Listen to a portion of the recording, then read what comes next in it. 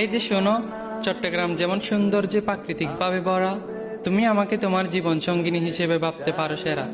Karnaphuli paper mill যেমন সাদা কাগজের জন্য বিখ্যাত, তেমনই ভাবে তুমি আমাকে সাদা মনের মানুষ ভাবতে পারো।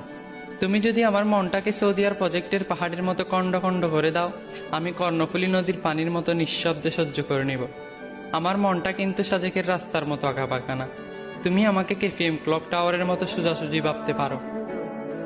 মানুষের মন ভালো না থাকলে কাপ্তায় লেগে বসে যেমন সময় কাটে, আমিও তোমার মন খারাপে তোমার পাশে বসে সময় কাটাবো। চট্টগ্রাম চা বাগানে যাওয়ার জন্য যেমন বাধা নেই, তোমার জন্য আমার মনে কোনো বাধা থাকবে না। চট্টগ্রাম ফেরিঘাটে ফেরি যেমন বড় বড় যানবাহন নিয়ে নদী পার হয়, তেমনই ভাবে বড় বড় কষ্ট নিয়ে তোমার জীবন যুদ্ধ হব।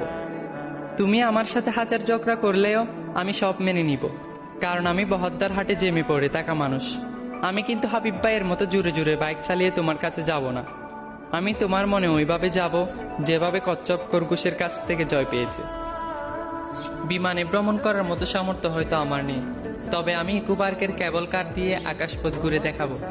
রাঙ্গুনিয়া সড়ক দুর্ঘটনার মতো কিছুদিন পর পর অ্যাক্সিডেন্ট হতে চাই না।